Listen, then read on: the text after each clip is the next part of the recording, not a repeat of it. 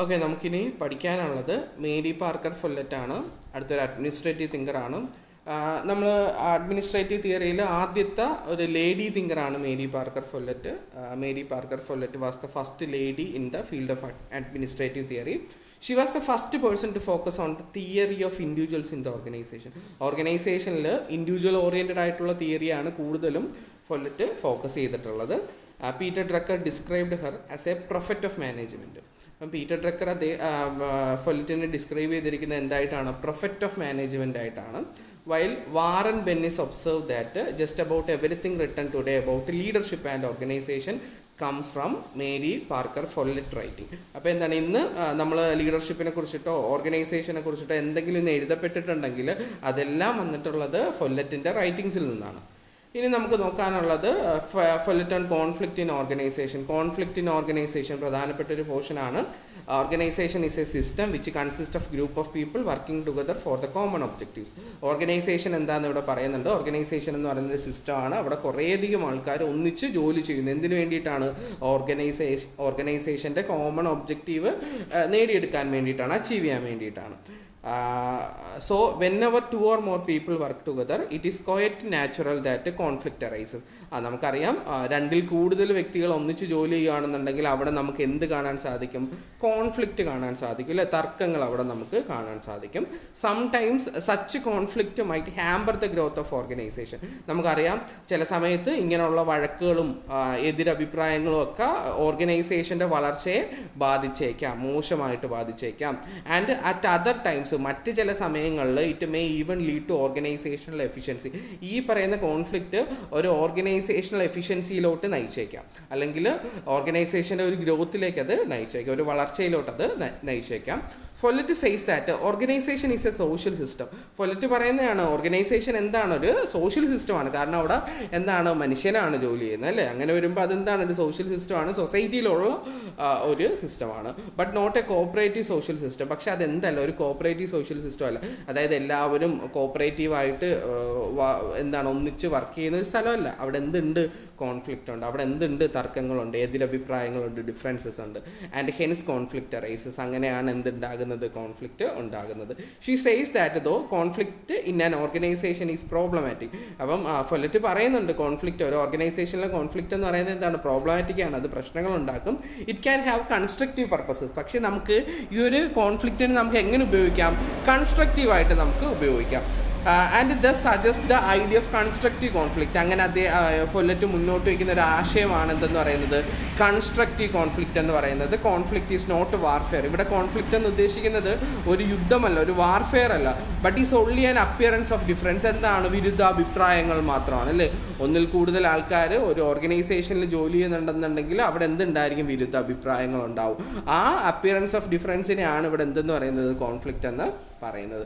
So conflict is A difference between opinions and interest of individual. അപ്പോൾ ഇവിടെ conflict എന്ന് പറയുന്നത് എന്താണ്? വ്യക്തികളുടെ ഒപ്പീനിയനിലുള്ള വ്യത്യാസമാണ്, അല്ലെങ്കിൽ അവരുടെ താല്പര്യങ്ങളിലുള്ള വ്യത്യാസമാണ്.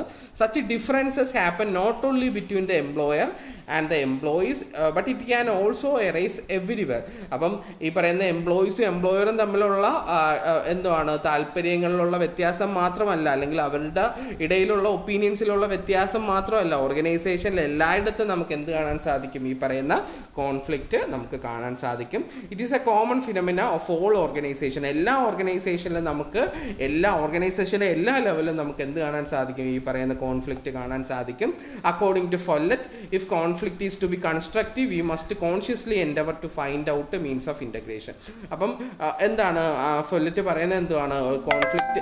ഈ പറയുന്ന കോൺഫ്ലിക്റ്റ് കൺസ്ട്രക്റ്റീവ് ആകുകയാണെന്നുണ്ടെങ്കിൽ നമുക്ക് കോൺഷ്യസ്ലി തന്നെ നമുക്ക് അവിടെ എന്ത് കൊണ്ടുവരാൻ സാധിക്കും? ഒരു മീൻസ് ഓഫ് ഇൻ്റഗ്രേഷൻ കൊണ്ടുവരാൻ സാധിക്കും. ഇപ്പം എക്സാമ്പിളായിട്ട് പറയുകയാണെങ്കിൽ രണ്ട് വർക്കേഴ്സ് തമ്മിൽ എന്തെങ്കിലും ഡിഫറൻസ് ഓഫ് ഒപ്പീനിയൻ ഉണ്ടെന്നുണ്ടെങ്കിൽ അത് രണ്ടും കൂടെ നമുക്ക് ഇൻ്റഗ്രേറ്റ് ചെയ്യാൻ സാധിക്കും. രണ്ടും നമുക്ക് സിന്തസൈസ് ചെയ്തിട്ട് രണ്ടുപേരുടെ അഭിപ്രായങ്ങളും ഒന്നിച്ച് ചേർത്തിട്ട് നമുക്ക് ആ പ്രശ്നം പരിഹരിക്കാൻ സാധിക്കും. ആ രണ്ടുപേരുടെ ആശയങ്ങളും ഒന്നിച്ച് ചേർത്തിട്ട് നമുക്ക് നമ്മുടെ ഓർഗനൈസേഷനിൽ ഉപയോഗിക്കാൻ സാധിക്കും.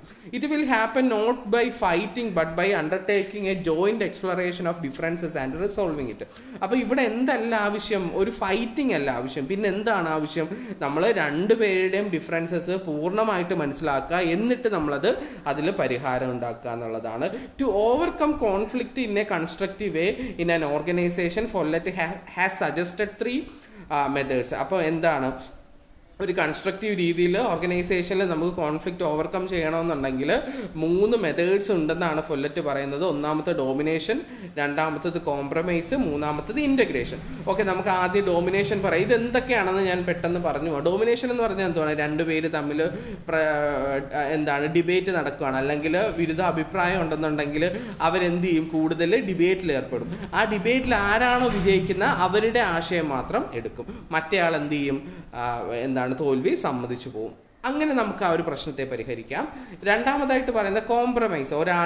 ഒരാൾ കോംപ്രമൈസ് ചെയ്യാണ്, ഓക്കെ ഞാൻ വഴക്കിനില്ല, നിങ്ങളുടെ ആശയം എടുത്തോളൂ, കുഴപ്പമില്ല എന്ന് പറഞ്ഞു പോകുന്നതാണ് രണ്ടാമത്തെ മാർഗം. മൂന്നാമത്തെ മാർഗം എന്ന് പറയുന്നത് എന്താണ്, ഇൻ്റഗ്രേഷൻ ആണ്. ഇൻ്റഗ്രേഷൻ എന്ന് പറഞ്ഞാൽ എന്തുകൊണ്ട്, രണ്ടുപേരുടെയും ഒപ്പീനിയൻസ് എന്ത് ചെയ്യുക, പൂർണ്ണമായിട്ട് എക്സ്പ്ലോർ ചെയ്യുക, എന്നിട്ട് അത് രണ്ടും നമ്മൾ എടുക്കുക, എന്നിട്ട് രണ്ടിലും നല്ല വശങ്ങൾ ഉണ്ടാകുമല്ലോ, രണ്ടും കൂടെ ചേർത്തിട്ട് അതിനെ സിന്തസൈസ് ചെയ്യുക, എന്നിട്ട് അത് നമ്മൾ ഓർഗനൈസേഷനിലോട്ട് ഉപയോഗിക്കുക.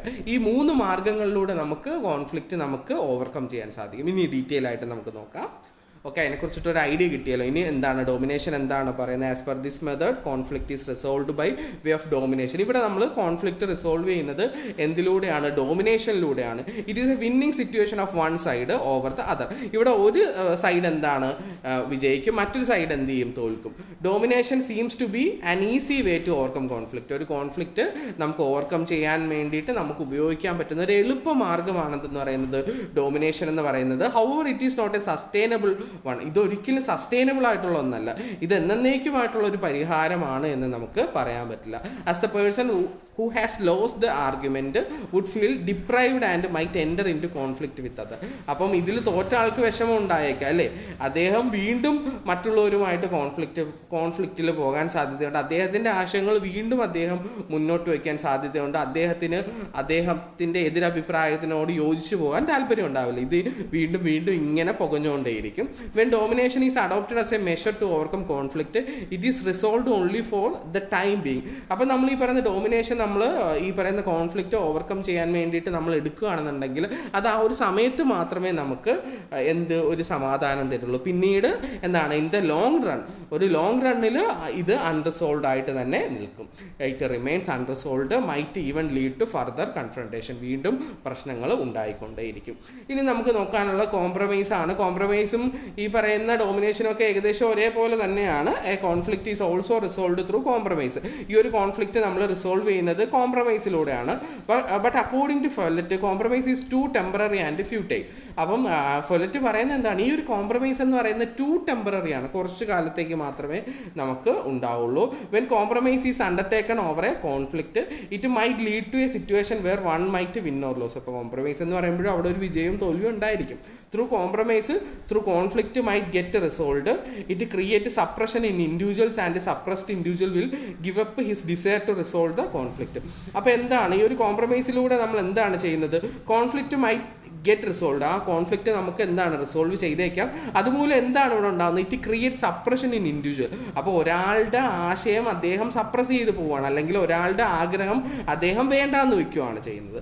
അങ്ങനെയാണ് നമ്മൾ ഈ ഒരു കോൺഫ്ലിക്റ്റ് റിസോൾവ് ചെയ്യുന്നത്. However it will bring more disastrous result later. പക്ഷേ നമ്മൾ നേരത്തെ ഡോമിനേഷൻ പറഞ്ഞതുപോലെ തന്നെ പിന്നീട് ഇത് വീണ്ടും വഷളായി പോകും, അല്ലെങ്കിൽ ഇതിൽ നിന്നുണ്ടാകുന്ന ഒരു റിസൾട്ട് എന്ന് പറയുന്നത് ഡിസാസ്ട്രസ് ആയിട്ടുള്ള ഒരു റിസൾട്ട് ആയിരിക്കും. ഓക്കെ, ഇനി നമുക്ക് ഉപയോഗിക്കാൻ പറ്റുന്ന ഏറ്റവും നല്ലൊരു മാർഗ്ഗമാണ് integration. Integration is a method of conflict resolution in which the desire of both the side are integrated.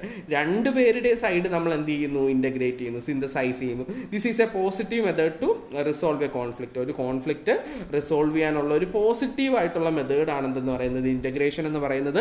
In this method it is not necessary for both the sides to sacrifice their desires. അപ്പോൾ ഈ ഒരു മെത്തേഡിൽ രണ്ട് സൈഡ്സിലും അവരുടെ decides sacrifice ചെയ്യേണ്ട കാര്യമില്ല. രണ്ടുപേരുടെയും ആശയങ്ങൾ അവരെന്ത് ചെയ്യുകയാണ്, ഇൻ്റഗ്രേറ്റ് ചെയ്യുകയാണ്, ഒന്നിച്ചെടുക്കുകയാണ്. Problem is solved by uniting men. Rather than crushing them. അവിടെ ഈ പ്രോബ്ലം എങ്ങനെയാണ് നമ്മൾ സോൾവ് ചെയ്യുന്നത്? അവരെ ഒന്നിച്ച് നിർത്തിക്കൊണ്ടാണ്, യുണൈറ്റ് ചെയ്തുകൊണ്ടാണ്, ആശയങ്ങൾ അല്ലെങ്കിൽ ആ വ്യക്തികളെ യുണൈറ്റ് ചെയ്തുകൊണ്ടാണ്. നമ്മൾ ഒരിക്കലും അവിടെ എന്ത് ചെയ്യുന്നില്ല, അവരെ ക്രഷ് ചെയ്യുന്നില്ല, അല്ലെങ്കിൽ അവരുടെ ഒരാളുടെ അഭിപ്രായം നമ്മൾ എടുക്കാണ്ട് അവരെ അവഗണിക്കുന്നില്ല. The advantage of integration is that it goes to root of the problem and solve it. ഇത് ഈ ഒരു ഇൻ്റഗ്രേഷൻ്റെ ഒരു അഡ്വാൻറ്റേജ് എന്ന് പറയുന്നത് എന്താണ്? നമ്മൾ പ്രശ്നത്തിൻ്റെ റൂട്ടിലോട്ട് പോകും, വേരിലോട്ട് പോകും, എന്നിട്ടായിരിക്കും നമ്മൾ അത് എന്ത് ചെയ്യുന്നത്, സോൾവ് ചെയ്യുന്നത്. This method of conflict resolution also save time and resources. ഈ ഒരു മെത്തേഡ് ഓഫ് കോൺഫ്ലിക്റ്റ് റെസൊല്യൂഷൻ നമ്മുടെ സമയവും നമ്മുടെ റിസോഴ്സസും എല്ലാം തന്നെ സേവ് ചെയ്യും. As the conflict will not emerge again. ആ ഒരു പ്രശ്നം വീണ്ടും എമർജ് ചെയ്ത് വരില്ല. Since it is addressed permanently. ആ ഒരു കോൺഫ്ലിക്റ്റ് നമ്മൾ പൂർണ്ണമായിട്ടും പെർമനൻ്റ് ആയിട്ട് നമ്മൾ അഡ്രസ്സ് ചെയ്തിട്ടുണ്ടാവും, പിന്നീട് ആ ഒരു പ്രശ്നം ഉണ്ടാവില്ല. അപ്പോൾ ഇത്രയും കാര്യങ്ങളാണ് നമുക്ക് ഫോല്ലറ്റിൽ പഠിക്കാൻ ഉള്ളത്. ഓക്കെ, എന്തെങ്കിലും ഡൗട്ട്സ് ഉണ്ടെന്നുണ്ടെങ്കിൽ നിങ്ങൾ പറയാം കേട്ടോ. ഓക്കെ.